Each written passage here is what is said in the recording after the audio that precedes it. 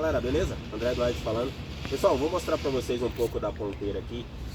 Meu filho tá filmando aqui, eu vou subir e vou passar pra vocês ouvirem o som dela, como fica numa perspectiva de, tipo, alguém passando na rua com uma ponteira dessa, como é o som.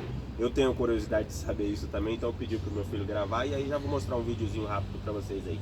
Até porque, como eu falei, quando eu peguei essa ponteira aí, tem um vídeo no canal aí antes, falando da ponteira, e eu não achei nada a respeito dela, não achei muita coisa a respeito dessa ponteira na Ninja 400, que é a ponteira WR.